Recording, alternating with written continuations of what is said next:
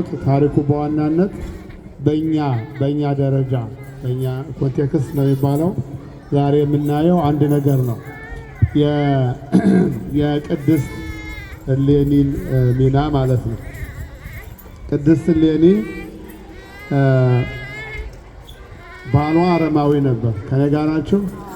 አሁን ብዙዎቹ ትኖራላችሁ፣ ብዙ እህቶች፣ ብዙ ወንድሞች የማያምን የራሳችሁ እምነት ተከታይ ያልሆነ ትዳር ውስጥ ገብታችሁ ሊሆን ይችላል። አንዳንዴ ያጋጥማል። መጽሐፉም የሚለው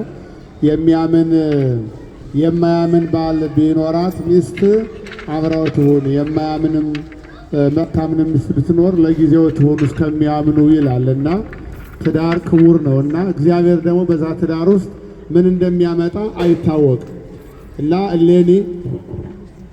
እሌኒ በዛ በአረማዊ ንጉሥ አግብታ እያለች ከዛ በመካከል የእግዚአብሔር ፈቃድ ሆነና ቆስጠንጥኖስ የሚባል ሕፃን ተወለደ ማለት ነው። ያ ቆስጠንጥኖስ የሚባለው ሕፃን ሲወለድ በቤቷ ውስጥ የአባቱ አሕዛብ ነው። ዘመኑ ክርስቲያኖች የሚሳደዱበት በጣም ፈተና የበዛበት ዘመን ነው።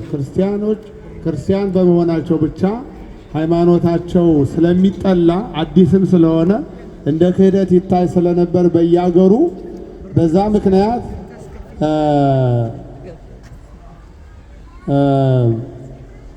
ችግር ይደርስባቸው ነበረ። ከስራ ይባረራሉ፣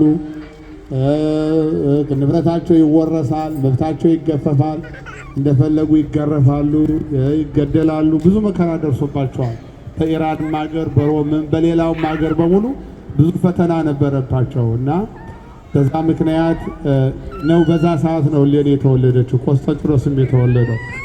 ግን እሌኒ በቤቷ ስታሳድገው ልጇን ቆስጠንጢኖስን ሃይማኖቱን ሳትፈራ አባቱ እንደዚህ ይለኛል፣ ችግር ያደርስብኛል፣ በእኔም ላይ ፈተና ይመጣል ሳትል በድብቅ ልክ ሙሴን ዮካብን እንዳሳደገችው በሃይማኖቱን እያስተማረች በቤቷ ውስጥ አሳደገችው። ልጇ ካደገ በኋላ ሃይማኖቱን አወቀ። መጨረሻ ላይ ንጉሥ ሆነ። አያችሁ፣ ልጆቻችሁን ስታሳድጉ በስነ ስርዓት በሃይማኖት አሳድጓቸው። ነገ ግን ምን ሊሆኑ እንደሚችሉ አናውቅም።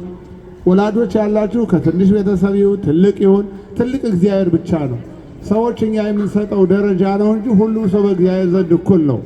ልጆቻችሁን በአግባቡ ካሳደጋችሁ እመኑ፣ ካልጠበቃችሁት ከማታስቡት ደረጃ ሊደርስ ይችላል።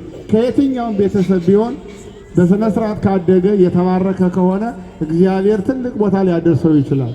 ይሄ ቆስጠንጢኖስ ያኔ ንጉሥ ሲሆን የቁስጥንጥንያ ንጉሥ ሲሆን እንጂ የዓለም ንጉሥ ማለት ነው። ዛሬ አሜሪካ ዓለምን እንደምትገዛ ወይም በአመለካከት ዓለም የበላይነት እንዳላት ሁሉ ቆስጥንጥንያም ያኔ የዓለም የበላይ ነበረች። ዓለም በሙሉ የምትመራ ኃይለኛ የሆነ ንጉሥ ነበር እና ያ ንጉሥ በቤቱ አድጎ ሃይማኖቱን አውቆ አደገ። ከዛ በኋላ እናቷ የፈለገችውን የዘራችበትን ነገር ይዞ ስላደገ ንጉሥ በሚሆንበት ሰዓት፣ መብት በሚያገኝበት እድል በሚያገኝበት ሰዓት አዋጁን በአዋጅ መለሰው። ከዛ በፊት ይሳደዱ የነበሩ ክርስቲያኖች ነፃ እንዲሆኑ፣ ቤተ ክርስቲያኖች ከግብር ከታክስ ነፃ እንዲሆኑ፣ ቅዳሜና እሑድ ሰንበት ነው እንዲከበሩ፣ ሌሎችም ሕግጋት በመንግስትም ይሁን በሌሎችም በኩል የተጣለባቸው ማዕቀብ ሁሉ እንዲነሳ፣ ቤተ ክርስቲያን እንደፈለጉ እንዲያስፋፉ፣ እምነቱ እንዲሰበክ፣ በተቃራኒው ደግሞ ጣዖት አምልኮ እንዲቆም፣ የጣዖት ቤቶች እንዲፈርሱ እንዲቃጠሉ አደረገ። ለምን? ኃይል አለው፣ ስልጣን አለው፣ አቅም ስላለው ሁሉን ነገር እግዚአብሔር ስላመቻቸለት በተሰጠው ስልጣን ተጠቀመ። በልጅነት ያልተያዘ ነገር በስተልጅና የትም ሊመጣ አይችልም። በልጅነቱ ሃይማኖቱን ያዘ፣ እውቀቱን ያዘ። ቦታ ሲያገኝ በስራ ላይ ገለጠ ማለት ነው። ዛሬ እኛ የምናሳድጋቸው ልጆች ናቸው፣ የሃይስኩል ተማሪዎች ናቸው፣ ወጣቶች ናቸው። ግን እያያችሁት ነው ፍሬውን። እዚሁ ተወልደው እዚሁ አድገው ስለምናበረታታቸው በቤተ ክርስቲያንም በቤተሰብም እንደ ማህበረሰብም ስለሚበረታቱ የትና የት ደርሰዋል። ወደፊት የበለጠ ቦታ ይደርሳሉ። ቤተ ክርስቲያንን ይጠብቃሉ፣ ያስከብራሉ። በዓለም ውስጥ ገብተው ደግሞ ምን እንደሚሰሩ አናውቅም። የኛ ልጆች ነገዛ የአሜሪካ ፕሬዝዳንት ሊሆኑ ይችላሉ። በዓለም ትልልቅ ድርጅቶች ውስጥ ገብተው ሊሰሩ ይችላሉ። ይሄንን የቆሸሸውን የዓለም አሰራር ሁሉ ይቀይሩ ይችላሉ። ተምረው ያድጋሉ። እንደ ቆስጠንጢኖስ በሃይማኖት ካሳደግናቸው፣ ትንሽ ቤተሰብ ነኝ ሳንል፣ ትንሽ ደብር ነኝ ሳንል፣ የውጭ ሀገር ሰው ነኝ ሳንል ቆስጠንጢኖስ ማን ነው? እሌኒም ሀገሯ ከሌላ ከሮም ነው የመጣችው። ነገር ግን የሰው ሀገር ነኝ እንዲህ ነኝ ባይተዋር ነኝ ክርስቲያን ነኝ ሰዎች ይንቁኛል ያሳድዱኛል ሳትል የራሷን ስራ ሰራች። እና ወላጆች ልጆች መውለድ ብቻ አይደለም፣ ልጆቻችሁን በቤት ውስጥ በአግባቡ የምትችሉትን አድርጉ። ካልቻላችሁ ደግሞ ወደ ቤተ ክርስቲያን አምጧቸው። ቤተ ክርስቲያን ታሳድጋለች፣ ታስተምራለች። እውቀትም ምግባንም ስነ ስርዓትም ቀለም ቃለ እግዚአብሔርም ሁሉን ነው የምታሳድገው። አሳድጋ ታስረክባችኋለች። ከዛ እኛ ቤተ ክርስቲያንና ወላጆች ተባብረን እነኛ ልጆች ለዓለም እንሰጣቸዋለን። ዓለምን ይለውጣሉ። ዓለምን ወደ መልካም ነገር ያመጣሉ። ዓለምን እንኳን ባይለውጡ ራስን መለወጥ ቀላል አይደለም። ራስን ከጥፋት መለወጥ ቀላል አይደለም። በወጣትነት እድሜ ስንቱ ነገር በሚናጠቅበት በዚህ ሰዓት ልጆችን በእግዚአብሔር ቤት ማሳደግ በስነ ስርዓት እንዲያድጉ ማድረግ ትልቅ ስራ ነውና ወላጆች በርቱ።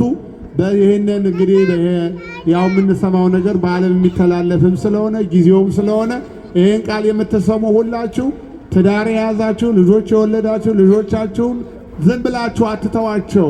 ውጭ ሀገር ነው እንደ ወላጆች እንደኔ ዘመን ተቆጥቼ አላንገላታውም አላበሳጨውም ነፃ ሆኖ ይደግ አትበሉ። እንደ ድሮ በርበሬ አይታጠን፣ ሕጉም አይፈቅድም። በስነ ስርዓት ማሳደግ ለነሱም ውለታ መዋል ነው፣ እነሱን መጥቀም ነው። ለእናንተም ለነሱ ነው ጥቅሙ። ዛሬ ልጆች ሆነው አንድ ነገር አድርጓቸው ሲሉ ትከሻ ቢያሳዩንም አንዳንዱን እንታገሳለን።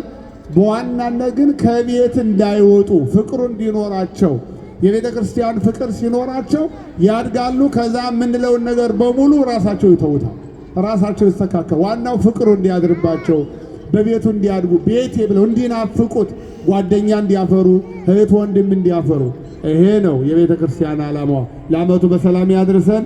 የቅድስት እሌኒን በረከት በሁላችን ያሳድርብን።